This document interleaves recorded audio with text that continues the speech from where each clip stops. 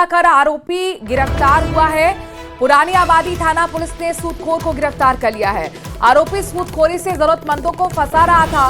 50,000 के बदले में लाखों की रकम ठगी गई थी और आखिरकार अब उसकी गिरफ्तारी मुमकिन हो पाई है। श्रीगंगानगर से बड़ी खबर आपको बता रहे हैं। सूदखोरी का अवैध धंधा कर रहा आरोपी आखिरकार गिरफ्तार हुआ है। उसकी तस्वीर भी आपको दिखा रहे हैं। वही आरोपी है जो सूदखोरी का अवैध धंधा चला रहा था। पुरानी आबादी थाना पुलिस ने सूदखोर को आखिरकार गिरफ्तार किया। आरोपी सूदखोर से जरूरतमंदों को फंसा रहा था। 50,000 के बदले में लाखों की रकम ठग चुका है ये शख्स। अलवर से बड़ी खबर आ रही है, जहां पर आरआर कॉलेज परिसर में पैंथर घुसने के मामले में छठे दिन भी पैंथर पिंजरे में कैद नहीं हो पाया है। घर के बाहर से कुत्ते को उठाने की कोशिश तक की गई। पैंथर को लेकर आसपास के लोगों में दहशत का माहौल है। पैंथर की आवाजाही से लोगों को जान का खतरा बना हुआ है। घर से लोगों का निकलना दूभर हो गया है। वन विभाग की टीम पैंथर को पकड़ने की लाख कोशिशें करे, लेकिन वो कोशिशें नाकामयाब हर बार हो रही हैं। हर बार उनकी स्ट्रेटेजी को चकमा देकर पैंथर भाग निकलता है। पिंजरा लगाया गया, लेकिन बावजूद इसके पिंजरे में अब तक 6 दिन से पैंथर कैद नहीं हो पाया है। आपको बता दें कि अब खबर ये मिल रही है कि कुत्ते का शिकार करने की पैंथर ने कोशिश की है।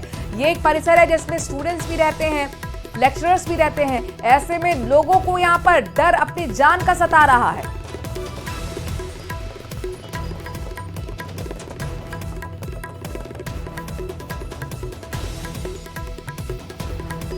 पगबार का आप देख पा रहे हैं। पैंथर के पगबार तो हर दिन देखने को मिलते हैं, लेकिन बावजूद इसके पैंथर अब तक वन विभाग के पिंजरे में कैद नहीं हो पाया।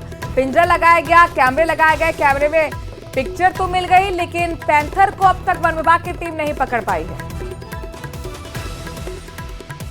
रात को जैसे हम शादी में से आए, 11 साढ़े 11 के आसपास का टाइम था।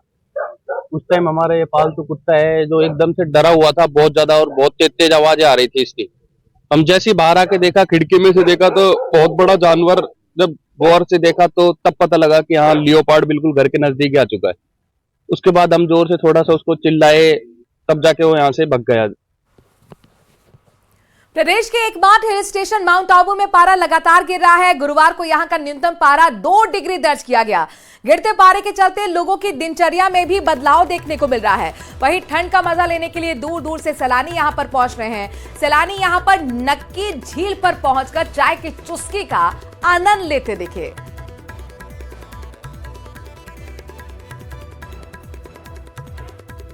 बहुत अच्छा है और अभी ठंड पड़ने लग गई है। हम गुजरात से आए, वहाँ पे इतनी ठंड नहीं है अभी, तो यहाँ पे आके बहुत अच्छा लग रहा है। मैं तो फर्स्ट टाइम आई हूँ, मुझे बहुत अच्छा लग रहा है। यहाँ का मौसम अभी अच्छा है, ना ज्यादा ठंड नहीं है। वास्तव में बहुत अच्छा है। यहाँ की जो झील है, यहाँ के जो पहाड़ है, यहाँ का जो मौसम है, बहुत ही अच्छा लग रहा है। जयपुर पुलिस ने 29 नवंबर 2024 को सिंधी कॉलोनी जवाहर नगर में हिस्ट्री शीटर राहुल नंदा के घर पर हुई फायरिंग की घटना के 5 दिन बाद मनीष सैनी गैंग के 5 सक्रिय बदमाशों को गिरफ्तार कर लिया, जबकि 2 बदमाश अभी भी पुलिस की गिरफ्त से दूर हैं।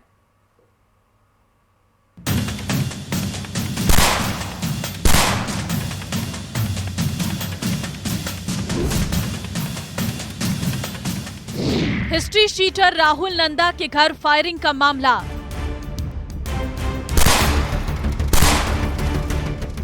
जवाहर नगर थाना पुलिस के हत्थे चढ़े 5 बदमाश।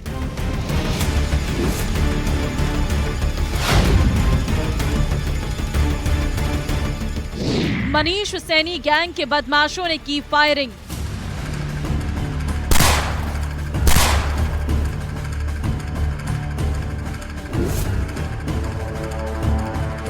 जयपुर के जवाहर नगर इलाके में 29 नवंबर को हिस्ट्री शीटर राहुल नंदा के घर के बाहर फायरिंग कर दहशत मचाने वाली गैंग के 5 बदमाश पुलिस ने गिरफ्तार कर लिए हैं। वहीं 2 बदमाश आदित्य उर्फ हनी टाइगर और कुलदीप गहलोत उर्फ कालू फरार चल रहे हैं। पुलिस के मुताबिक वारदात मनीष सैनी गैंग ने आपसी रंजिश में की थी। जानकारी के मुताबिक फायरिंग केस में शामिल 7 आरोपियों में से 4 हिस्ट्री शीटर हैं। 5 आरोपियों को अभी तक इसमें गिरफ्तार कर लिया गया है। राकेश सैनी, कुंदन सिंह, गौतम सिंह शेखावत, अकरम उर्फ अक्की और नरेंद्र सिंह।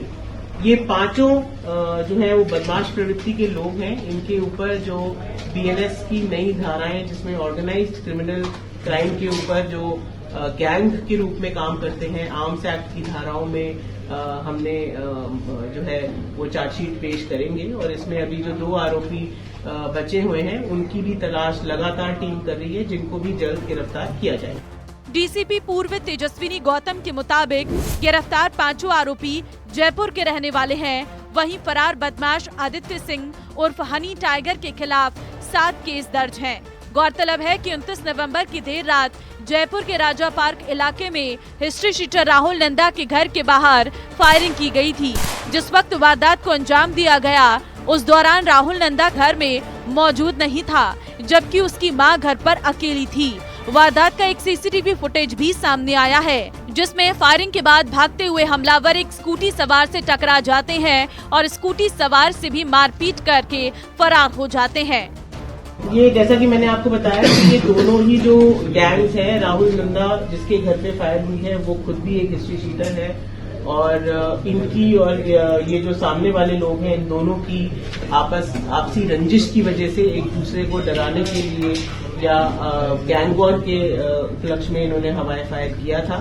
और लगातार इनसे जो है वो हम लोग इनका पीछा कर रहे थे, फिर ये फरार हो गए थे। और आगे जो इसमें जो भी इन्वॉल्व हैं उनके खिलाफ भी इफेक्टिव कार्रवाई करते हुए उनको भी जल्द गिरफ्तार किया जाएगा। राहुल नंदा और कुलदीप गहलोत में साल 2023 से झगड़ा चल रहा है। बदमाश कुलदीप गहलोत के खिलाफ कोर्ट में केस चल रहे हैं। हिस्ट्री शीटर राहुल नंदा गवाह है। आशंका है कि गवाही रोकने के लिए ही फायरिंग की गई थी। बहरहाल पुलिस ने 5 बदमाशों को गिरफ्तार कर लिया और पूछताछ में फायरिंग की असल वजह जल्द ही सामने होगी। जयपुर से न्यूज़ 18 राजस्थान के लिए विष्णु शर्मा की रिपोर्ट।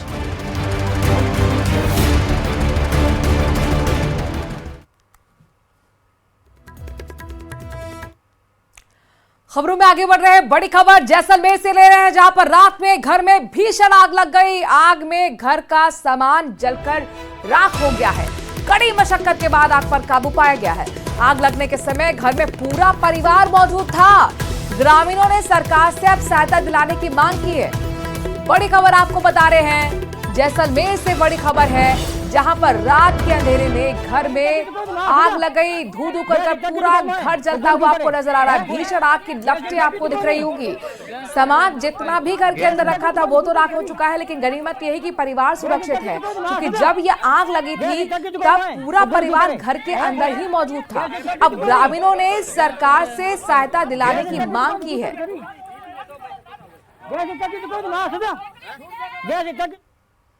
अलवर से बड़ी खबर आ रही है, जहां पर अवैध शराब के खिलाफ एक बड़ा एक्शन देखने को मिला है। पुलिस ने अलग अलग जगहों पर यह कार्रवाई की। 2 जगह से 2000 से ज्यादा लीटर वॉश नष्ट किया गया है। शराब की 3 भट्टी को पुलिस ने नष्ट किया है। 23 लीटर हटकर शराब भी जब्त की गई है। तस्वीरें आपको हम दिखा रहे हैं। अलवर से बड़ी खबर है, पूरी तरह से पुलिस एक्शन में नजर आई है। यहां पुलिस ने 3 जगहों पर कार्रवाई की। 2 जगह से 2000 लीटर वॉश नष्ट किया गया है। शराब की 3 भट्टियों को नष्ट करने का काम किया गया है और 23 लीटर हटकर शराब को भी जब्त पुलिस ने किया है।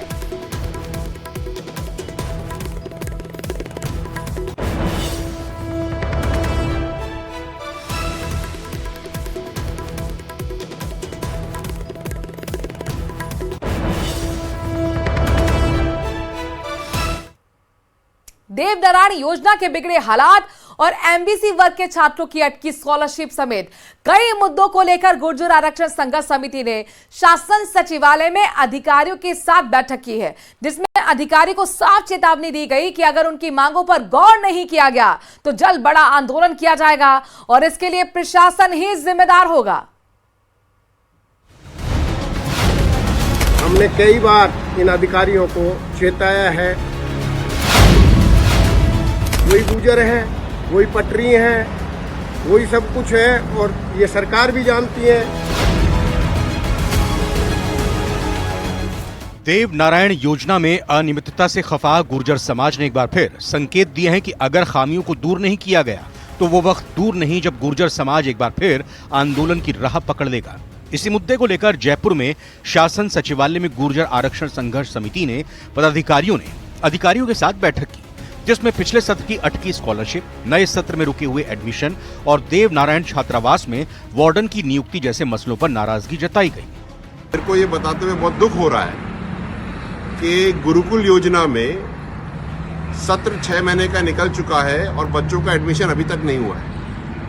ये बच्चे 6ठी क्लास में अपनी जिंदगी कैसे आगे बढ़ाएंगे जब हमने उसको स्कूल में अभी दाखिला ही नहीं दिया है। छात्रवृत्तियां नहीं मिल रही हैं बच्चों को।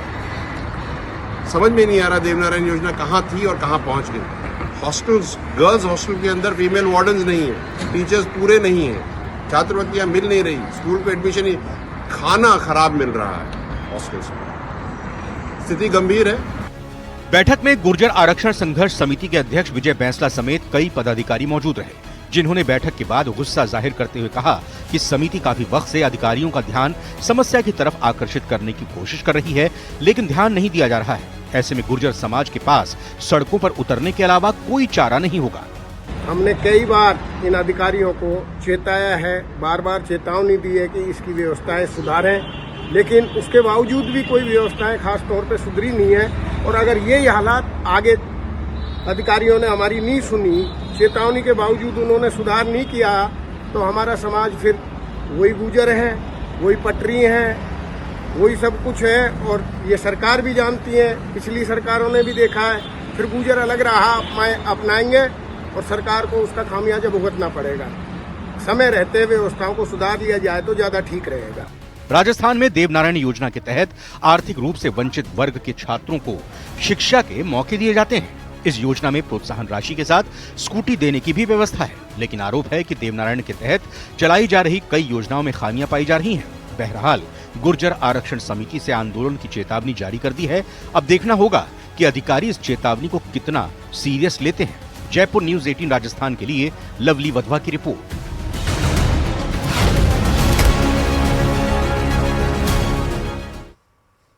वक्त छोटे से ब्रेक का है, आगे देखिए स्पेशल रिपोर्ट। नमस्कार, राजस्थान लाइव देख रहे हैं आप, मैं हूं आपके साथ मनोराज सक्सेना। बड़ी खबर के साथ बुलेटिन की शुरुआत कर रहे हैं। जालौर से बड़ी खबर है, किसानों का महापड़ाव 17वें दिन भी लगातार जारी है। अपनी मांगों को लेकर किसान डटे हुए हैं। महापड़ाव में अब महिला किसान भी जुटने लगी हैं। किसानों ने प्रधानमंत्री नरेंद्र मोदी से गुहार लगाई है। कलेक्ट्रेट कार्यालय के बाहर किसानों का महापड़ाव पिछले 17 दिन से चल रहा है। जवाई बांध के पानी के लिए किसानों का महापड़ाव चल रहा है। दरअसल मांग यह है कि जवाई बांध का पानी जालौर को मिलना चाहिए, किसानों को मिलना चाहिए। और इसी मांग को लेकर पिछले 17 दिन से सर्द रातों में, सर्द दिन में, यानी दिन रात में लगातार खुले आसमान के नीचे बिता रहे हैं किसान। वहीं खा रहे हैं, वहीं सो रहे हैं। अपनी मांगों को लेकर लगातार 17 दिन से किसान डटे हुए हैं। कई संगठनों का समर्थन भी उन्हें मिला है। व्यापारिक संगठन भी उनके साथ खड़े हैं। महापड़ाव में अब महिला किसान भी जुटने लगी हैं। बड़ी बात है कि किसान महिला अब धरना प्रदर्शन में लगातार बड़ी संख्या में पहुंच रही हैं। ये रबी की फसल की बुआई का वक्त है, लेकिन बावजूद इसके अपने काम काज को छोड़कर महापड़ाव कर रहे हैं किसान। बड़ी खबर दौसा से आ रही है, जहां पर पूर्व सरपंच के बेटे पर फायरिंग का मामला सामने आया है। हमले में पीड़ित और उसकी बहन बाल बाल बच गए। पीड़ित ने इस मामले में शिकायत दर्ज करवाई है। शिकायत के आधार पर पुलिस ने जांच शुरू की। जानकारी के मुताबिक पूर्व सरपंच रामपुर मीणा का बेटा पप्पू और उसकी बहन क्रेटा गाड़ी से अपने चाचा को छोड़ने के लिए गोयाकाबाज गए हुए थे। जब दोनों भाई बहन वापस आ रहे थे तो बीच रास्ते में सरपंच का बेटा हेमंत मीणा ने अपने साथियों के साथ पूर्व सरपंच के बेटे की गाड़ी पर फायरिंग कर दी। इस पूरे घटनाक्रम में क्रेटा गाड़ी में सवार भाई बहन ने बड़ी मुश्किल से अपनी जान बचाई। वारदात में क्रेटा गाड़ी खेत में जाकर पलट गई। वारदात के बाद हेमंत मीणा और उसके साथी मौके से फरार हो गए थे। फिलहाल पुलिस आरोपी की तलाश में जुटी है।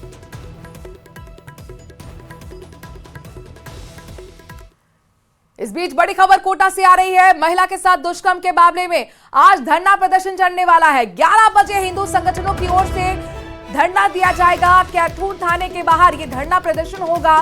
कल भी थाने के बाहर हंगामा कर गुस्सा जाहिर किया गया था। दरअसल मांग ये है कि आरोपी फिरोज की गिरफ्तारी होनी चाहिए और इसी मांग को लेकर आज धरना प्रदर्शन किया जाएगा।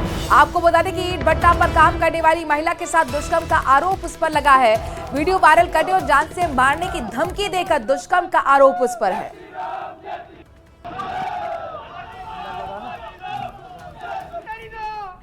और अब बात करते हैं आज की सबसे बड़ी और महत्वपूर्ण खबर की। टोक से बड़ी खबर है, समरावता थप्पड़ कांड और उपद्रव मामले में बड़ा अपडेट आपको दे दें। 42 लोगों की जमानत पर कोर्ट आज अपना फैसला सुनाने वाला है।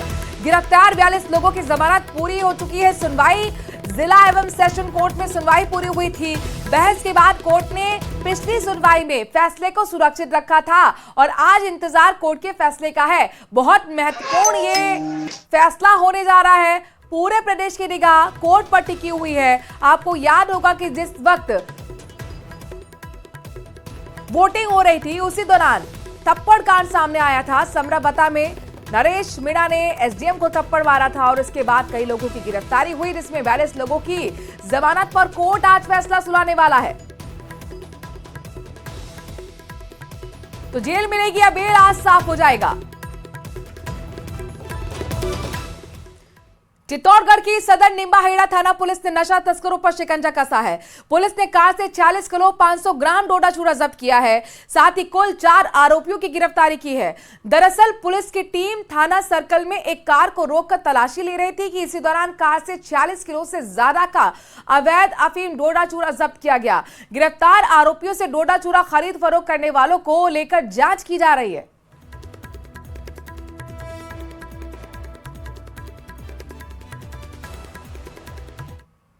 और अब आपको लिए चलते हैं अजमेर, जहां पर चोरों के हौसले बेहद बुलंद नजर आ रहे हैं।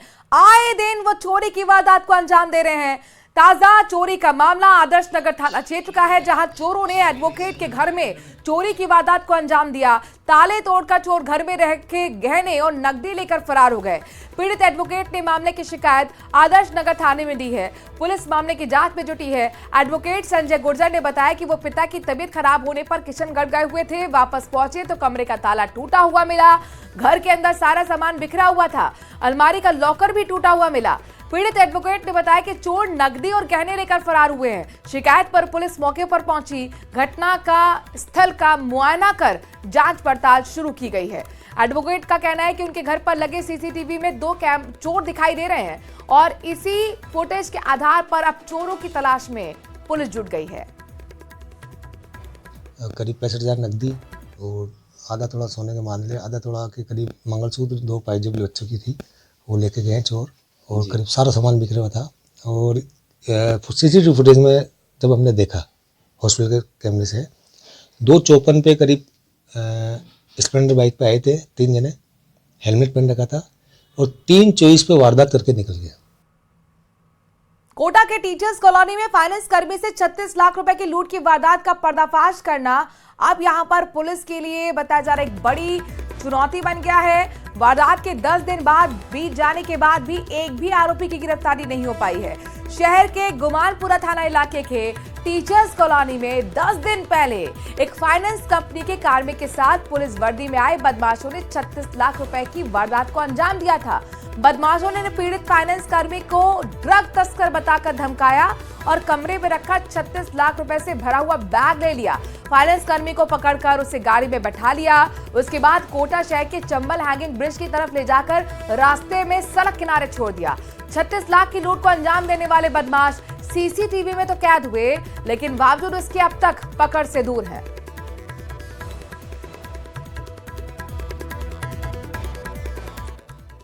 श्रीगंगानगर में